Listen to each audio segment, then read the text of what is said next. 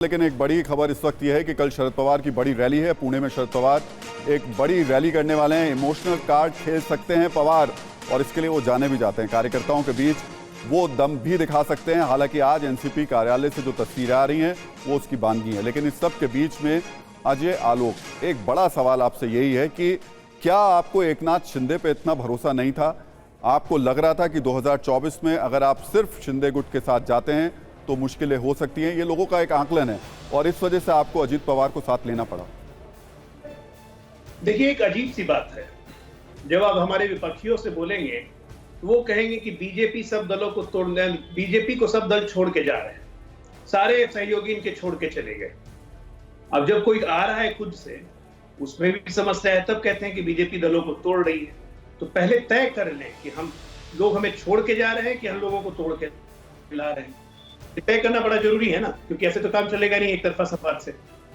दूसरी बात कि हम किसी को क्यों लाएंगे? कोई अगर हमारे प्रधानमंत्री की बौद्धिक क्षमता, हमारी प्रधानमंत्री की नीति, जिससे देश आगे बढ़ रहा है, जिससे देश का नाम हो रहा है और देश समृद्ध हो रहा है, अगर उसके को समर्पण करते हुए वो आके प्रधानमंत्री जी के साथ अपने प्रदेश के लिए काम करना चाहता है और प्रदेश को आगे जी, तो ऐसे में समस्या क्या है?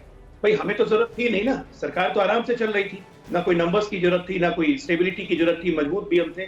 लेकिन अगर एनसीपी और अजीत पवार जैसे सीजन नेता आ रहे हैं, वो आना चाहते हैं, तो ठीक है, फिर हमें क्या दिक्कत है? नहीं, बस डबल इंजन से ट्रिपल इंजन। अंदाजा लगाने वाले कह रहे हैं कि अब 23 से 25-26 सीटों का आपका जो समीकरण है वो सेट हो सकता है। लेकिन समीर साहब, सबसे महत्वपूर्ण बात जो अब इस पूरे मामले में देखने को मिल रही है, एक नेता जो 2-3 दिन पहले जो नया गठबंधन तैयार हुआ है दलों का, उसकी बैठक का ऐलान करते हैं, यानी शरद पवार, और उसके दूसरे तीसरे दिन ही उनकी पार्टी ही टूट जाती है। अब वो जो महागठबंधन तैयार हो रहा था पूरे देश में बीजेपी के खिलाफ, ये उसके लिए क्या सेटबैक के तौर पर देखा जा सकता है?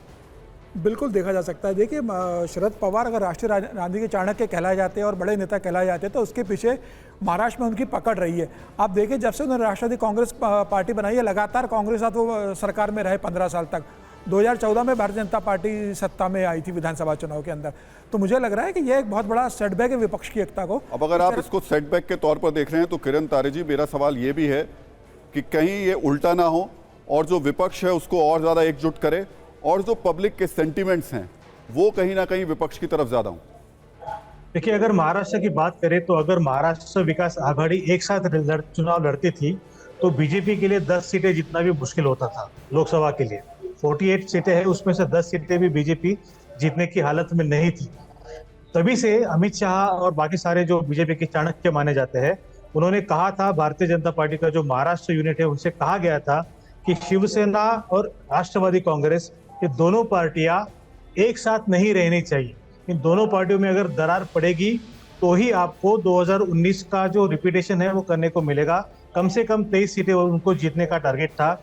आज की स्थिति ऐसी है कि आज भारतीय जनता पार्टी के नेता कह रहे हैं कि अजीत पवार उनके साथ जुड़ जाने के बाद 48 में से 40 सीटें कम से कम भारतीय जनता पार्टी लोकसभा में जीतेगी। तो क्लियरली ये लोकसभा का गेम है। लोकसभा जीतने के लिए ही अजीत पवार को अपने खेमे में लिया गया है। और रही बात, मैं अजय आलोक जी को एक बात पे करेक्ट करना चाहूँगा। उन्होंने कहा कि कोई भी ईडी की इंक्वायरी रुकी नहीं है या किसी भी इंक्वायरी में कोई बाधा नहीं पहुंची है। अजीत पवार जब से भारतीय जनता पार्टी के करीब जाने लगे हैं, तब से लेके अजीत पवार के ऊपर जो सिंचाई घोटाले में चार्जशीट फाइल किया हुआ था वो सारे वापस ले जा चुके हैं।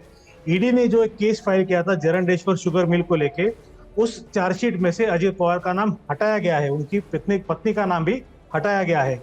हसन मुशर्रफ जो है, उनके घर पे ईडी ने रेड की थी, वो रेड भी अब नहीं होगी। ये सारी कार्रवाई हमें होते दिख रही है। तो मुझे लगता है कि ये केवल और केवल ईडी से बचने के लिए और अपनी पोजीशन को मजबूत बनाने के लिए भारतीय जनता पार्टी ने खेला हुआ दाव है। उसमें शरद पवार फंसे हैं क्या? तो जरूर फंसे हैं। शरद पवार के लिए प्रॉब्लम हुई है क्या? तो जरूर हुई है। शरद पवार इस सदमे से उभरने का बहुत प्रयास करेंगे। वो इतना इजी नहीं रहेगा, उनके लिए काफी मुश्किल खड़ी करने वाला भी ये सब समय है। शरद पवार को अपना अस्तित्व फिर से बनाए रखना होगा, बहुत मेहनत करनी पड़ेगी। ये सारी चीजें हैं, लेकिन जिस चीज की बात कर रहे हैं कि ईडी और लोकसभा, ये दोनों चीजें ध्यान में रखते हुए आज का ऑपरेशन हुआ, ऐसा मुझे दिख रहा है। चलिए, लेकिन समीर जी मैं आगे बढ़ रहा हूँ, लेकिन आप जल्दी से जो बात कहना चाहते हैं वो जरूर कह दीजिए। किरण जी की बात से सहमत हूँ। देखिए, अभी कस्बापेट 2 महीने पहले कस्बापेट विधानसभा का चुनाव हुआ था।